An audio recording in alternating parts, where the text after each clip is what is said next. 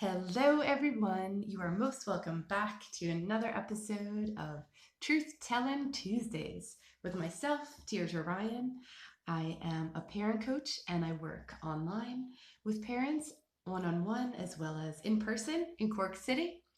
And I also host a range of workshops and talks and book clubs, just anything I can do to help to support each of you on your very, very important journey of parenting. So, that said, what is my truth for this week? Well, this week I've been thinking a lot about rupture and repair in relationships and apologies. So, I thought I'd just try to squeeze in a few minutes chat on rupture, repair, and apologies. So, we're all humans, we're in relationship, and whether it's with ourselves, with someone else, with our partner, with our children, wherever it is, we're constantly navigating relationships, our boss, right? And oftentimes, because we're human, the problems occur, right? So there's a rupture in that relationship. And then the real work is to do the repair. It's such powerful work. It's so important. When I first started out as a parent, I was going to get it perfect. I wasn't going to need any kind of repair work. But what I learned is that's not not realistic, B, not helpful to our children either. Right? I think a lot of these skills need to be taught directly. I was someone who could have really used direct teaching on a lot of emotional skills, like emotional regulation or repair, any of those. So I do think it's very important. And who's the best example to use for teaching? It's ourselves, right? So we're going to get it wrong. We're going to make mistakes. Our nervous system will get dysregulated. We're going to say or do things we don't mean in the moment, right? We're humans. Our kids are going to do the same thing. So let's first offer both ourselves and our children compassion. Compassion, because we are human and this is part of being human. So it's okay. It's absolutely okay. It's even necessary. It's how we grow. Okay? So when we have the rupture, how do we do the repair? And the one aspect I'm going to talk about first, absolute compassion, compassion for everyone in the situation, right? Just that's the first blanket. But then the apology, right? And I personally have never used any sort of forced apologies or forced sorries. I think if you're in a rupture and you to make a repair, forcing someone to say I'm sorry, really it does not repair the relationship. I think it would actually make the relationship worse if someone is like, you must apologize, say I'm sorry. I don't even personally, when I was younger, use the term I am sorry, because it's a real identity. I am sorry. I can feel sorrow. I can apologize. It's an action, but I'm not going to identify. For me personally, words have always been very important for me. So I've never used that term either way, right? So I apologize, right? That's something I can do. It's an action to repair the rupture in that relationship.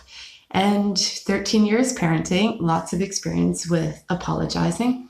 Never thought I'd get so good at it, and tried lots of different ways of doing it. Heard of lots of different ideas on how to make a powerful apology and rupture a relationship. So what I landed on was the 4-part apology. Now, I didn't create the 4-part apology. You can look it up. I did alter it slightly for myself, and I'll explain why. But it has been the most powerful form of apology.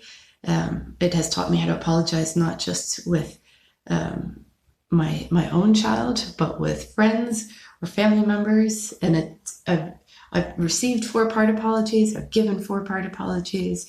And each time, I can't explain the real connection after. It's so beautiful. It's so beautiful. So this is one I highly, highly, highly recommend. Use it everywhere. Use it all the time. None of this stuff we use with kids, it's not just for kids. These are relationship builders, right? This is my personal opinion, Again, because kids are little humans and we're just maybe a little bit bigger humans, right? So the 4-part apology, step 1, you're acknowledging what you're apologizing for. And I'm going to do an example, and then step 2, we're empathizing. I can imagine you felt to the person. Step 3, in the future. So now we're saying, look, this could happen again. In the future, this is what I'm going to do. I'm going to have a plan for the future because it's that important. And step 4, will you accept my apology? Now, when I first read it, I saw the step 4 was, will you forgive me? I personally don't use forgiveness in that way. I think forgiveness is a very powerful tool, but I wouldn't use it in that situation. So that's why I changed it to, will you accept my apology? And don't forget, when we ask, people don't have to accept them, and they don't have to accept them right away. So, which is tricky, do you know? Now, I have to say, I've never had someone say no, but it is possible, right? Or sometimes people just need a bit of time. So that's okay too, right? That's okay. But again, we've offered what we can. We've done what we can. We've come to the table to repair this relationship because it's important, right? So again, with our kids, we're doing it because our relationship is important with our children. And also we're teaching them how to do it with us and with other people. All right, so my kiddo's 13. We both use a 4-part apology. When we ask each other when we feel we need it, we may not use it for every situation, but we know the depth and the value of it. That we know when someone asks for that 4-part apology, whew, it's humbling, I have to be honest, but it stops everything. It's like I think because we've used it for so long, it holds that space. It's something else holding it outside of us because it has a structure and a format. It's familiar. We know what to expect, right? Because sometimes when people apologize, they want to explain why they've done the thing they've done. Right now, if you're apologizing to someone, they don't need to even necessarily understand why you've done what you've done, right? Because it's not about you in that moment. And it's a tricky one. It's a very tricky one. Because again, we want to justify and explain it and be like, but do this and this and this and this and this is why, and where you did that and then I did this and that's why, right? Again, it's never on the other person, right? If someone does something to me, right? If someone calls me a name and I call them a name back, again, like I get that they call me a name and it upset me and it probably triggered my whole entire nervous system, and I responded not for my authentic self, not from my values. I responded. So I'm responsible for my response, right? So even though, someone could have done something, I'm still responsible for myself, right? So again, it gets tricky, but we're trying to explain why I did this. We're really trying to push it again because it feels scary. It can feel very scary to take responsibility if you've never been taught how to take responsibility, or if taking responsibility was met with shame or punishment or harm in any way. It's going to be very scary to do that, right? So there we go. So there's so much into apologies, and I do believe in it. So again, the 4 parts. We apologize, right? We're saying what we did, what we're apologizing for. We lead with empathy, right? For the other person, I can imagine you felt or feel, right? Then we take responsibility. This is what I'm going to do in the future. And then we ask for if they accept our apology. So, perfect example was, there was something my kiddo was struggling with, and I tried different ways of trying to help them. And one time I said, well, let's act it out, right? I'll be you, you be me in the situation. Or no, it wasn't that. I'll be you. You kind of voice over what's going on. And we tried to do it that way, right? But what ended up happening was like the way I did it, I was laughing and making kind of fun of it. It wasn't my intention to make fun of my kid or make fun of the situation, but that's where it went to. So now, and the interesting part is, in the moment, we were both laughing, right? We were both laughing about the situation, right? So again, kids are going to follow our lead to see what's appropriate. And also, what kids are doing on the outside doesn't necessarily mirror what's going on in the inside, just like the rest of us. Okay, so in the situation, so there it was, I'm trying to teach some sort of, trying to help in a new way, trying to do it through this sort of humor way.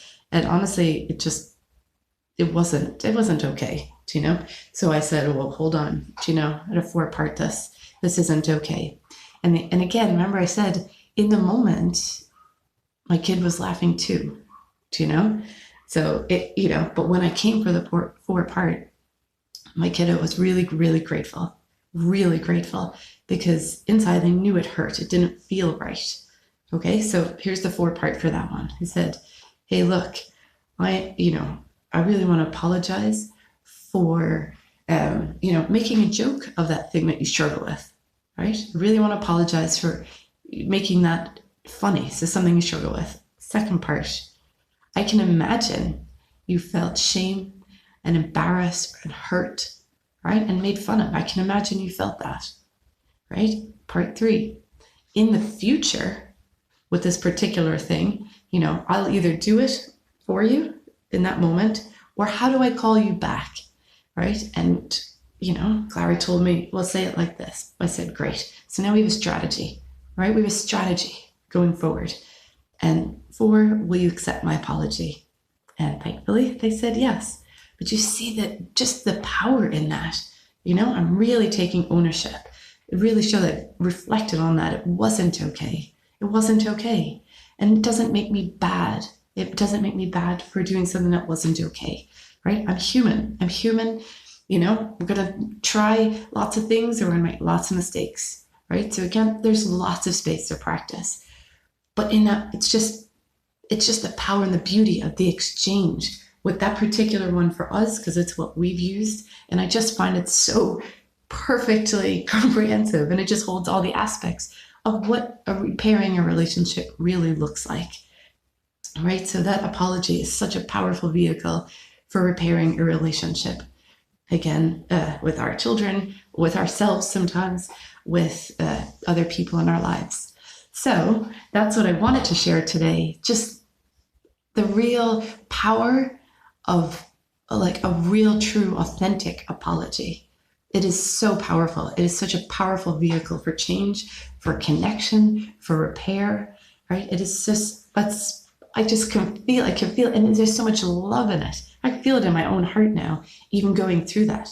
There's no part of me who feels shame. Because I'm the one who made the mistake, but we both walk away with a deeper, more authentic connection, right? And without shame on either of us, right? Because if we're trying to apologize, but there's still shame in the mix, it doesn't translate. Because don't forget, verbal language is not our first language, right? So we're picking up on body, how we move our body. We're picking up on the energy of the body, right? All emotions carry an electron charge, right? So we're feeling it. So again, that's what I said. If someone does something and it's like, you tell them to say sorry, it doesn't, I don't think you can have an authentic apology or repair when shame is involved, right? So on either side.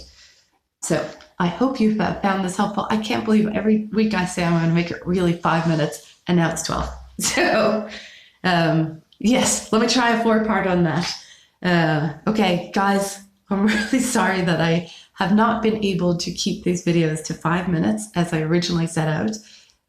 All right, I apologize, because it's your time. I can imagine you might feel that you don't want to watch the videos because they might be too long, or they go on too long, or you might just feel a little bit let down that I'm not keeping the time. In the future, I'm going to keep an eye on the time. I'm going to make it 10 minutes. I'm not going to try for 5 minutes. So in the future, these videos are always going to be 10 minutes or less, but definitely it won't be 5 minutes. So will you accept my apology and come back again? And I really look forward to it. So I know that was kind of, there's just so many ways to use it. There's so many ways to use it. And I wish you all the best with trying. If you have any questions about it, do get on to me. I'm definitely here for it. A lot of practice with it if you ever want to practice it through. And enjoy the beauty of repairing relationships, because in that is the seed of hope and love and connection and understanding that is beyond anything I could have imagined. Okay, till next time, stay in your truth. Lots of love. Bye.